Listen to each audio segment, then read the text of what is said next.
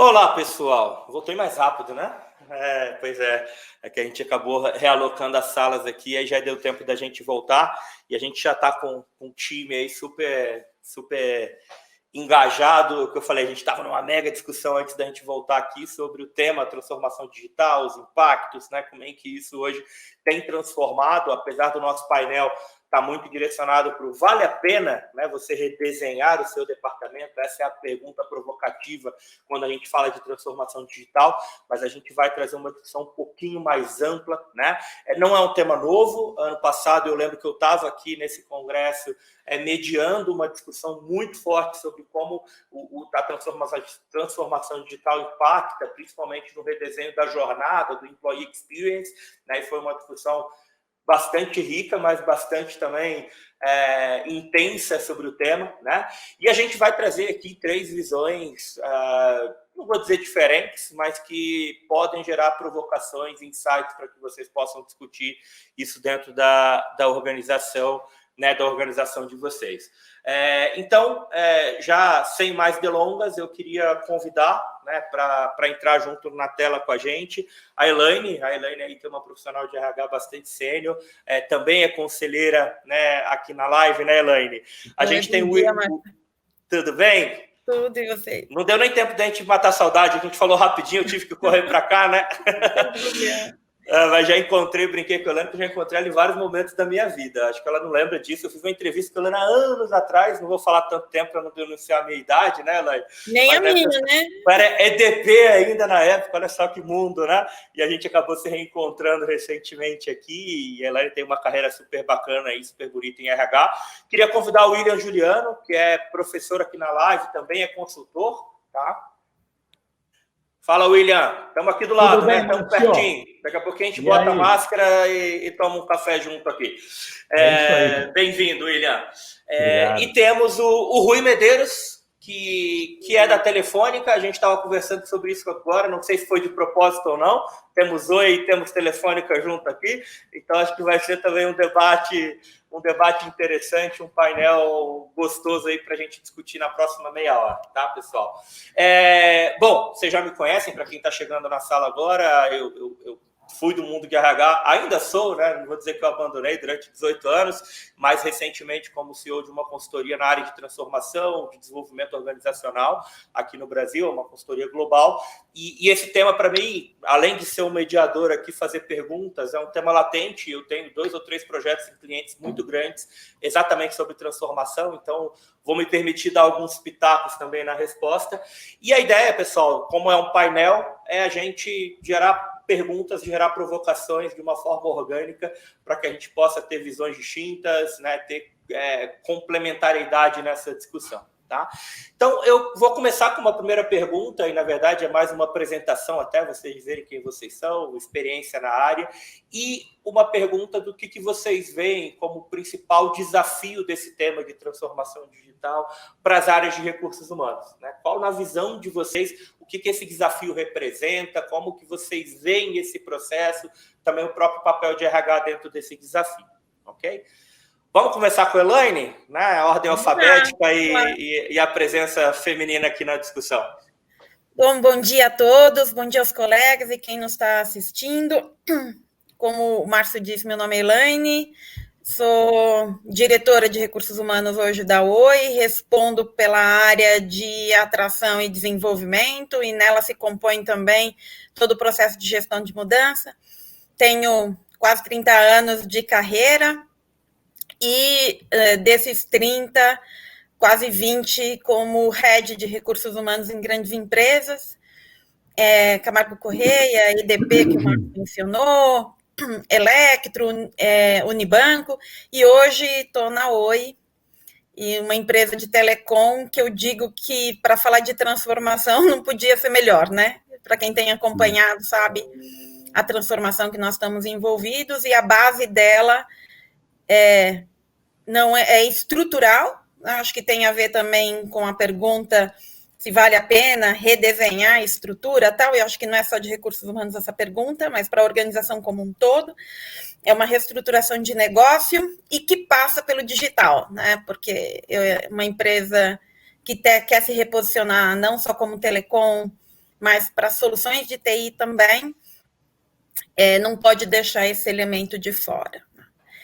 E seguindo a pergunta, né, qual a minha opinião a respeito, primeiro, eu acho que é imperativo a questão da mudança, né, dessa transformação, e não há uma transformação dentro de um negócio que não passe por repensar a sua estrutura, né, porque a estrutura tem que estar a serviço da estratégia, e se a estratégia é a questão, né, de trazer uma experiência, seja para o cliente, seja para o empregado, seja para o candidato, porque hoje o que a gente fala é de ter experiências positivas, você vai ter que tomar algumas decisões que não são as mesmas tomadas no passado, e eu acho que é aqui que reside a dificuldade, né? Porque a gente não tem clareza de qual tem literaturas, mas não tem casos concretos, né, para você poder falar disso. A gente, na Oi, está trazendo o modelo ágil, e esse modelo tem que estar refletido na estrutura, mas como que você faz isso numa estrutura que desde sempre, né, a história da Oi é uma organização desenhada por processo, portanto, hierarquizada, burocrática, diferentes níveis, né? Uma liderança de comando e controle, e principalmente a gente tem o estereótipo do herói, né? Então, o herói é aquele que consegue tudo, faz tudo, bate no peito, né? Atende às coisas, e nem sempre é assim, né? Você precisa reaprender. Você precisa largar a mão de coisas que você já aprendeu. Isso é uma metáfora, né? Você não deixa de... O que você aprendeu não vai embora, né? Mas é a ideia do desapego. E, para mim, em recursos humanos, principalmente, o desapego é o maior desafio. Eu fiz transformações digitais na Europa e tudo mais. A gente é bom para contar para o outro que ele precisa mudar. Mas quando nós somos a mudança, sempre tem um sinal. Muito bacana.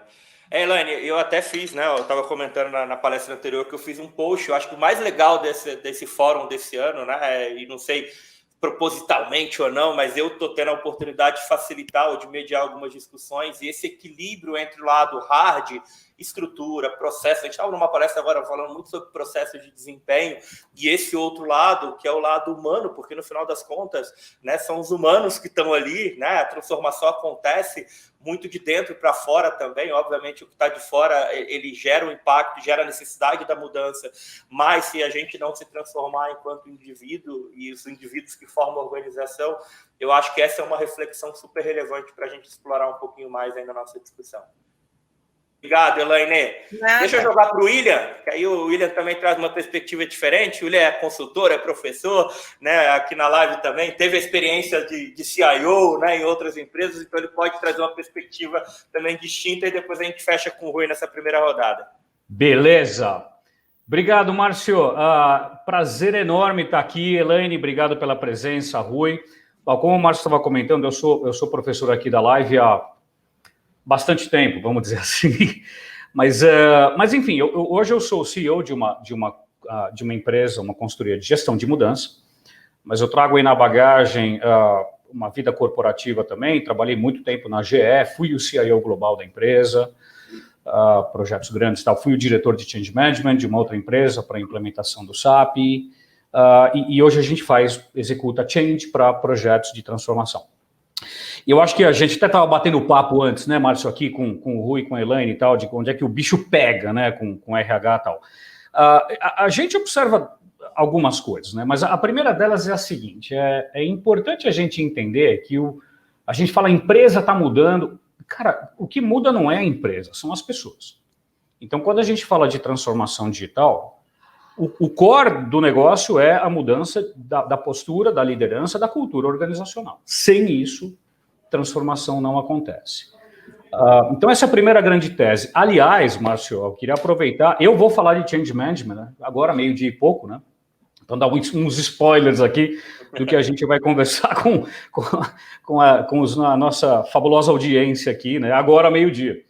Então é isso, o que muda não é a empresa, são as pessoas. Se você pega os ativos de uma empresa, vai espremendo,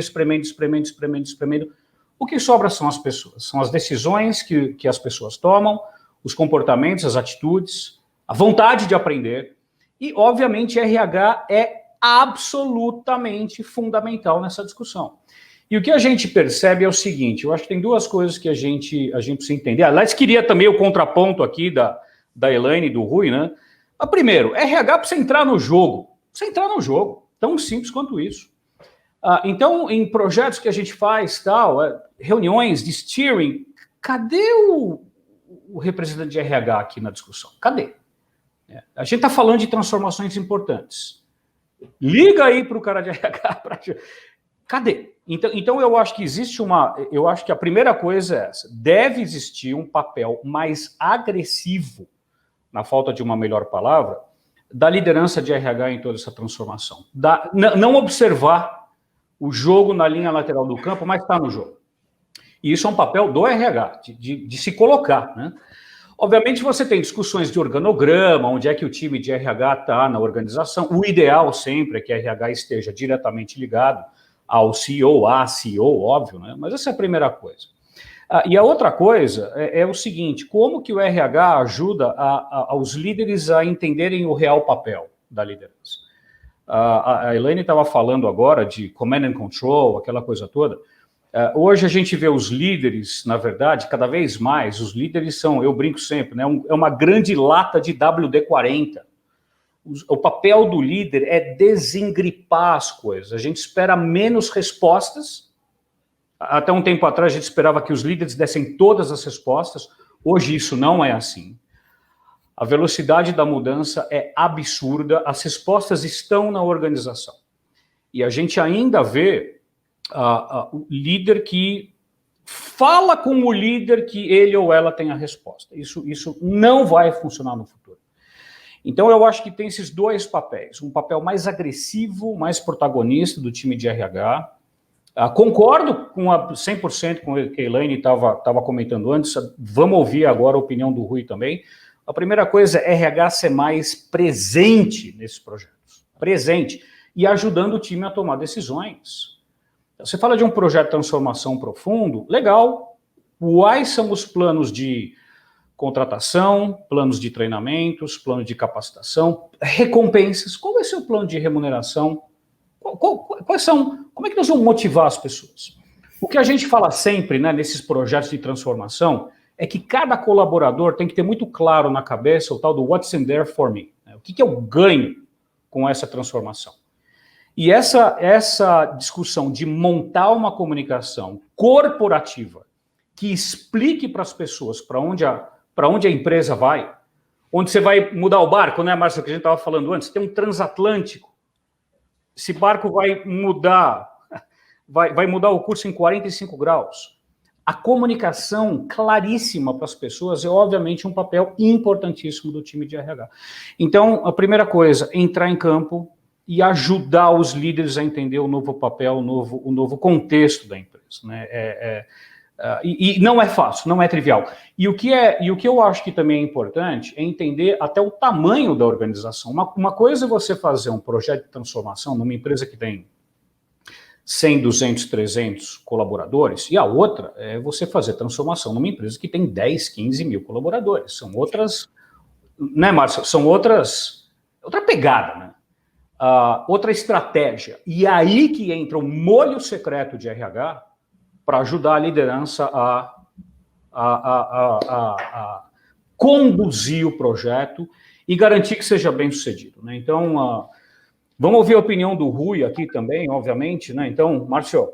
Boas provocações, William. Eu fiquei com pena que eu tive que sair para fechar a mediação, porque a discussão estava muito bacana. Eu falei, vamos trazer ela para cá, né? Eu costumo dizer, né? E aí, sendo RH por origem, né? Por essência, e gostar e ser apaixonado pelo tema. Eu brinco que nunca a RH teve tanta oportunidade de protagonizar, né? E eu vejo, sim, muitos RHs protagonizando, tanto que esse fórum está cheio de gente bacana aqui trazendo, mas eu acho que é uma provocação super válida. E aí jogo a pergunta para o Rui, né? Rui, se apresenta, está no jogo ou não está no jogo? Como é que você, enquanto profissional, né, e até a sua visão sobre qual o maior desafio do RH dentro desse processo de transformação digital? Bom, olá, Márcio, olá a todos, bom dia. Eu sou o Rui, eu estou no mercado de recursos humanos há 15 anos, trabalhei 10 anos na indústria automobilística e atualmente eu faço parte da Vivo.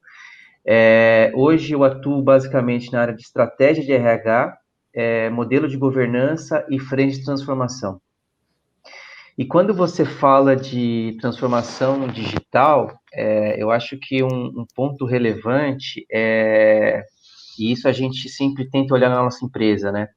O conceito de EX for CX. Então, não adianta nada você vender uma experiência para o cliente se o nosso colaborador não vive essa experiência.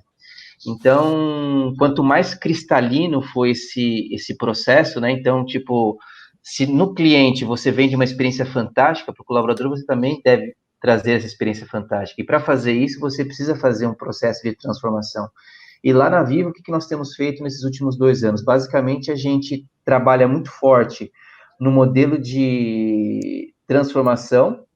Então, como é que a gente muda a forma de trabalho? E aí, um ponto que a Elaine trouxe, né? Que muitas vezes, fora da área de recursos humanos, a gente pede muitas coisas e dentro da área de recursos humanos a gente não faz. A gente, naturalmente, começou a trabalhar no modelo de gestão e formas de trabalho. Antes de falar que ágil é bom, que ágil funciona, nós começamos a trazer essa provocação interna para dentro da área de pessoas e trabalhar com isso. Então, esse foi um primeiro ponto de você trabalhar na linha do walk the talk e liderar pelo exemplo. É muito mais fácil você fazer isso em primeira pessoa e depois vender do que o inverso. Você fala que tem que fazer e depois você mesmo não faz. Então, isso foi um ponto muito relevante quando a gente fala de modelo de governança e formas de trabalho. E a parte de transformação digital e a parte de estrutura, ela vem a reboque, porque naturalmente, quando você mexe no seu modelo de governança e na sua forma de atuação, você começa a trabalhar com OKRs, você começa a trabalhar com ágil, essas novas formas de trabalho. A parte de RPAs, a parte de robôs, inteligência artificial, ela vem naturalmente. E a estrutura que ela pede para você mudar de maneira orgânica. Então, esse é a nossa vivência que nós temos tido nesses últimos 2 anos, que mostra que isso vem num segundo plano, e não num primeiro plano como você realiza, sabe? Então, é muito interessante esse movimento.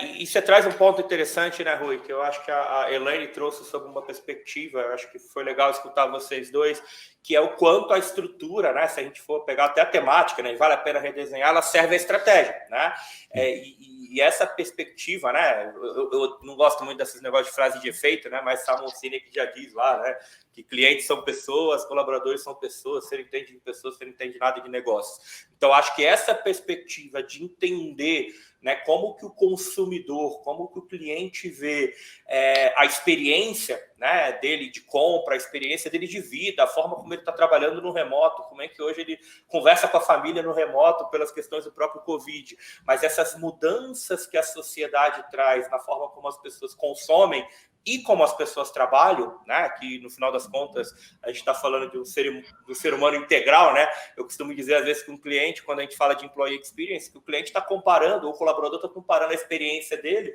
com a experiência de compra, né? Ele quer acessar o aplicativo lá na hora de pegar, seja o Olerite, né? Ainda tem discussões sobre isso, ou os benefícios que quer que seja, com a experiência de compra que ele tem num site qualquer ou num aplicativo qualquer. E aí que eu queria jogar essa bola para vocês, né?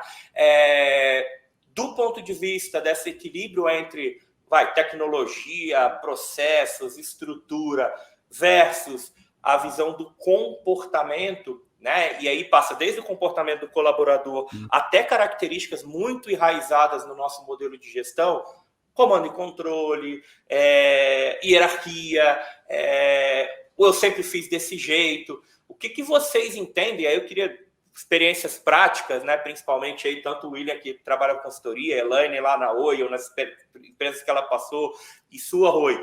Cara, olha, a gente tentou fazer isso, mas, puta, não deu certo. E aí a gente conseguiu mexer de um jeito que ajudou a gente a sair dessa. Seja do ponto de vista de processo, tecnologia e estrutura, seja do ponto de vista de comportamento. Queria escutar um pouquinho vocês da vivência prática.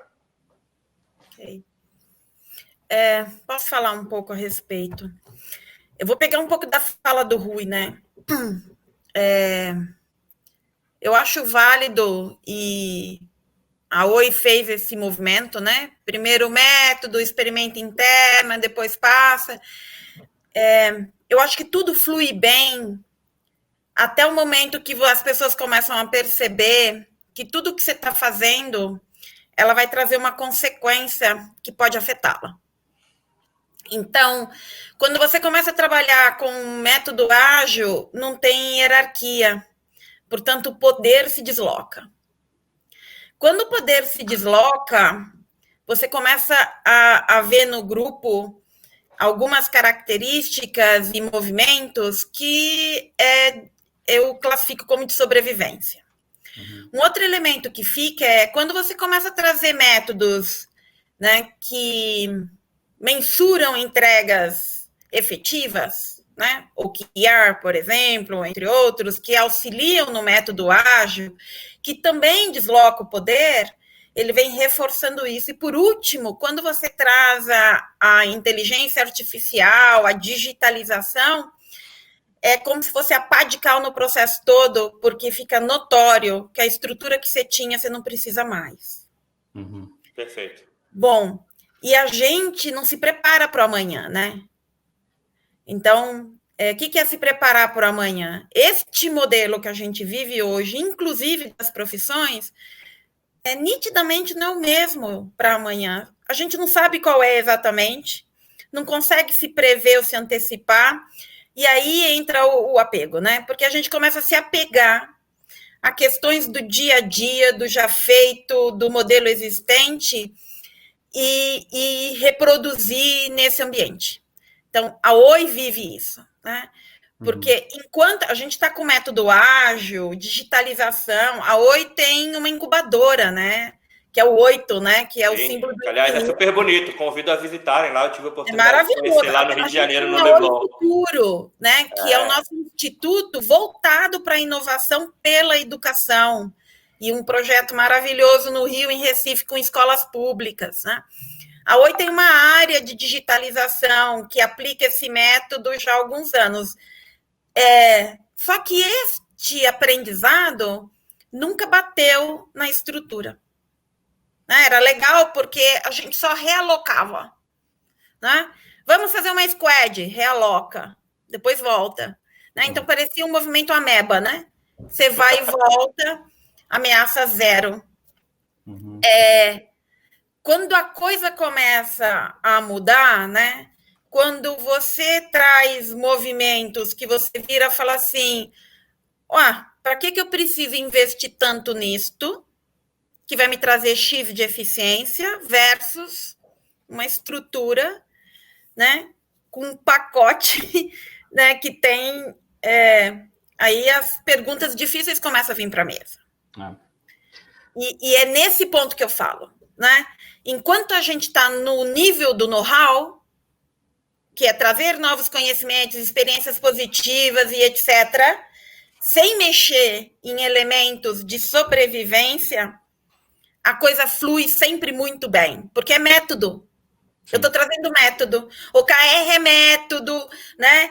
Squads é método, tal. Quando este método incorpora a organização e faz parte da sua estratégia e cultura, aí as pessoas mostram... Eu falo que todo mundo tem seu lado luz, seu lado sombra, né? Então, veio o lado luz até agora. Né? Aí começa a vir um lado sombra, sabe? Eu falo que as garras começam a sair, as pessoas já começam a mostrar os dentes, né? E este é o movimento que eu acho que o William traz, que é o do change. Né? Como fazer isto mantendo as relações? Porque o fazer é uma questão financeira, né? É uma questão de estratégia, definir, vou lá. Mas fazer que as pessoas comprem isso, e principalmente numa transição, porque você não faz um turnkey, né? Você não vai lá e vira a chave direto de uma vez, igual você faz numa fábrica, né? Você vai, eu falo que você passa pelo Vale da Morte, né? Você vai fazendo todo o processo no Vale, trazendo as pessoas de um patamar indo para o outro, só que não são as mesmas que estão aqui para ir para o outro. Mas são com essas que estão do lado esquerdo que você vai tramitar no Vale das Sombras, né? Para poder chegar do outro lado, e muitos não chegarão. Então, como que você mantém este ambiente positivo, uma experiência positiva, colaborativa e construtiva? Eu acho que o que da resposta é esse, né? Que tem muito a ver com o trabalho que o William faz, né? Como fazer esse ambiente, e não é fácil. E é aqui que eu falo que recursos humanos fala bem para o líder, para o outro, precisamos mudar, é uma questão de sobrevivência, futuro, se ele não estiver envolvido, né? Se o processo é dentro de casa, a gente vai fazer igual o líder, né? Porque é humano. Antes de tudo, é humano. Né? E este processo, eu acho que é o desafio que a gente tem para fazer. Porque eu digo, e até pela experiência que eu estou tendo hoje, tem uma variável incontrolável e imperativa, né? Não seremos iguais, queremos ou não. Eu não sei se eu vou ver isso, né? Estou mais velhinha, estou talvez ainda na transição, tal. Mas uma coisa que eu desafio o meu time a toda hora é como ser preditivo e preventivo, porque RH é reativo. E na minha área de desenvolvimento, para poder dar resposta a essa pergunta, é entender qual é a profissão do futuro. Para onde nós vamos? Que grandes mudanças estão sendo sinalizadas para o nosso segmento? E como a gente pode antecipar e preparar as pessoas? Porque isso alivia a tensão. Você dá sinais e poder oferecer desenvolvimento, uma recapacitação, um repensar, ajuda na transição. Porque ninguém tramita na incerteza. Verdade. A angústia é presente para todo mundo e ela é o inimigo real. E do ponto de vista humano, né, Elaine? Acho que trazer um ponto que você trouxe na sua primeira fala, né, e depois o William complementou, você falou muito de vulnerabilidade, de aprender, né? Eu acho que esse desafio também da gente também não achar que como RH, eu sou consultor, teoricamente podia chegar, faça isso, faça aquilo, mas a gente está aprendendo a viver um modelo, né? E trazer as pessoas, que eu acho que essa é a essência quando a gente fala de CX, quando a gente fala de trazer o ser humano para o centro da experiência, o quanto de verdade a gente escuta as pessoas, o quanto a gente traz as dores para a mesa em todos os níveis, né? Não estou falando somente do nível abaixo, mas do próprio CEO, que também está passando por esse processo de não saber o que vai acontecer daqui a 6 meses, porque não sabe, né? A gente não sabia que ia ter um Covid esse ano, e a gente teve que, enquanto organismo, enquanto sociedade, se adaptar. Espero que a gente saia melhor dessa, mas o fato é o quanto a gente engaja as pessoas no processo de construção. Porque se RH for sozinho, assim, se também colocar isso somente na mão dos líderes, né? Cara, a gente vai se afundar e talvez a gente não saia do lugar. Então, eu acho que essa perspectiva de não temos o cenário, é incerto, somos vulneráveis e vamos ter que aprender junto, eu acho que essa é uma provocação também bem relevante sobre o tema. Marcelo, e aí joga aí para o William, para o Rui. Deixa eu te dar um exemplo real de que aconteceu com a gente há alguns meses atrás, real, de o que RH pode fazer. Tinha uma empresa que estava tentando implementar Ágil, Scrum, particularmente. Legal, aí vocês sabem muito bem melhor que eu que Scrum saiu de TI e agora está indo para marketing, vendas e tal. O que estava acontecendo? O time tentava montar, o pessoal tentava montar um time, aí precisava de um cara de vendas no projeto, um cara de contas a pagar, um time de multifuncional, como a gente chama. Aí o que acontecia? O cara de contas a pagar fala assim, uou, peraí, deixa eu entender. Eu vou participar de um projeto, eu vou ter que dedicar 2, 3 horas do meu tempo para um projeto, um tal de Scrum, e eu vou ter que entrar numa daily meeting todo dia. sendo que o líder desse projeto não é da minha área. Entendeu? Assim, isso está acontecendo na prática, galera. A gente fala de Scrum, aí você começa a montar time múltiplo, os caras ficam completamente perdidos. Como assim? Eu vou entrar numa daily de 15 minutos me reportando para um cara que não é o meu chefe nem o meu departamento. Então, é aí que entrou o RH. Fala assim, gente, o mundo mudou.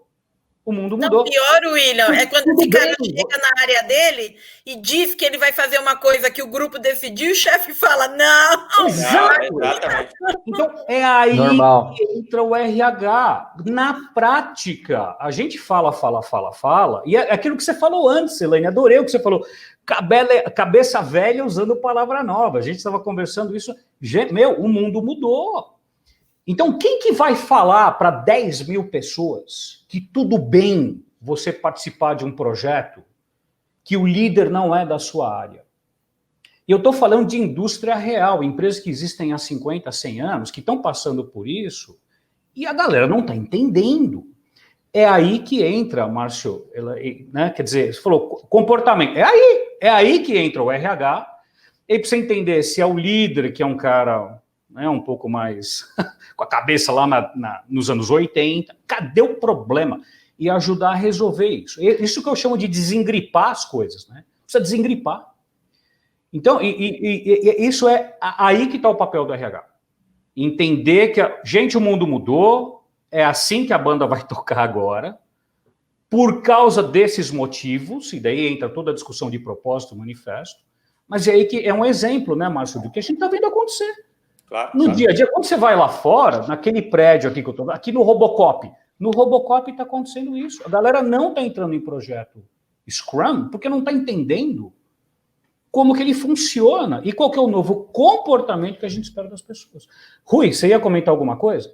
Eu ia até jogar, claro. Rui, tem uma aluna do MBA nosso de estratégia que é da Telefônica, a Marisa, e ela traz vários exemplos das squads. Quando a gente tem uma squad para isso, estamos redesenhando. Queria aproveitar aqui já fazendo a propaganda da Marisa, aproveita, fala aí na Vivo, como é que está sendo isso, cara? Como é que a galera lida com essa questão de hierarquia?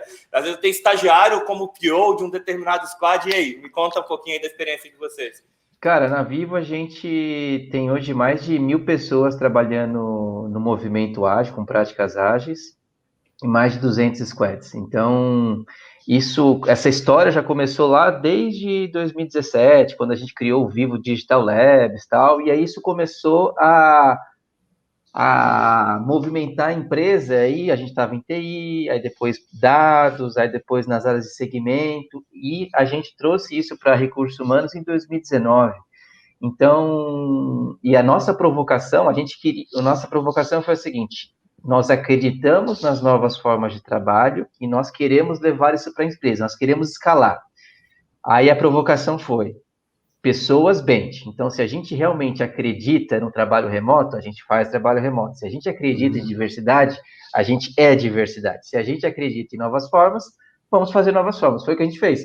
Então, basicamente, a gente pegou toda a estratégia da área de pessoas, que a gente faz um processo trimestral ou quadrimestral para desenvolvimento da estratégia, e acoplou nessas novas formas de trabalho. E aí, a gente definiu todo um modelo de governança, todo um modelo de gestão, onde basicamente a gente pegou o que era estratégico, o que era transformacional na VP de pessoas, e plugamos 5 squads para poder realizar. E aí definimos POs, definimos Scrum Master, definimos times multidisciplinares, fizemos primeiro um autoentendimento do que era ágil na ótica de pessoas, e depois a gente fez todo um processo de change management. E nesse ponto, William, teve um exemplo, agora trazendo um exemplo aqui que você perguntou, Márcio.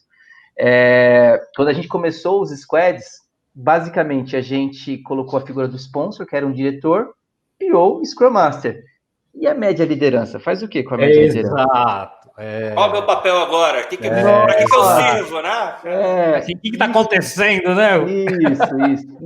Isso. E aí, um gerente que é amigo meu veio falar comigo, falou, que eu estava organizando todo o movimento, falou: Rui, me explica como é que vai funcionar. Esse grupo está falando diretamente com o diretor, como é que vai ser meu papel? Eu falei: calma, vamos pensar. Aí a gente criou um papel de gerente apoiador. E o mais importante é como é que você consegue olhar uma situação de uma transformação e você mapear qual que é o change management que você vai ter que realizar para criar papéis. E a gente criou papéis. Então, hoje, nesse momento, a gente tem papéis. Então, por exemplo, nós temos a figura do gerente apoiador do squad, que ele não vai fazer comando e controle. Então, ele tem 2 empregos. Ele tem o trabalho dele na estrutura funcional e ele tem o trabalho no grupo de novas formas de trabalho, que hoje nós estamos com mais de 60 pessoas trabalhando em agilidade. Nesse papel, ele tem o papel de enabler, ele tem o papel de limpa-trilho, ele vai fazer outra coisa, tudo menos comando e controle, porque o tema não é dele, o tema é do squad. Então, isso é muito interessante de você ver o problema e você focar na dor das pessoas, porque para você fazer essa transformação, você naturalmente vai precisar das pessoas, e as pessoas têm que ter papel. Perfeito. Perfeito, Rui. Perfeito. Bom, o pessoal já estava me avisando aqui, acabou, né? Acabou a minha empresa, né? A gente é baseado em uma empresa europeia que chama Flow, e o conceito de Flow é quando a gente sente que o tempo não passa, né? Tá tão boa a conversa que dava para a gente ficar 3 horas aqui, então acho que esse é o recado principal. Mas só para a gente não terminar, assim, para a gente terminar, quer dizer, eu queria só, cara, 15, 20 segundos, uma dica, assim, aquela coisa, ó, faça isso ou siga esse passo que pode te ajudar. Só fazer uma rodada rápida para a gente finalizar e agradecer. A gente vai ter lá o fórum também das perguntas, mas só se você quiser dar um último recado, você falar assim, olha, começa por aqui. A única coisa que eu posso dizer e dar como dica, que é o que eu acredito, conhecimento, né? O conhecimento afasta qualquer angústia, né, e incerteza. Então, e ele também te previne de coisas que estão para chegar. Então, se envolva, abra a mente, vai ver movimentos que estão acontecendo e como que você pode se reposicionar frente a eles. Boa. Obrigado, Elaine. Fala, William. Eu diria o seguinte, vai atrás. Só vai atrás. Não espera o pessoal te ligar. Não espera. Vai atrás. Quer dizer, o que está acontecendo na empresa e entra em campo. Ao invés de esperar o telefone tocar, receber o e-mail, ser convidado para a reunião. Não. Vai atrás, vê o que está acontecendo e contribui mais fortemente. Boa, eu acho.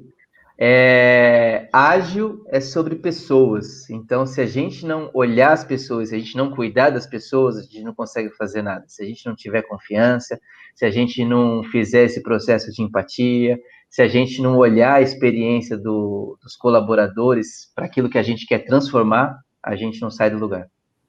Perfeito. Muito bom.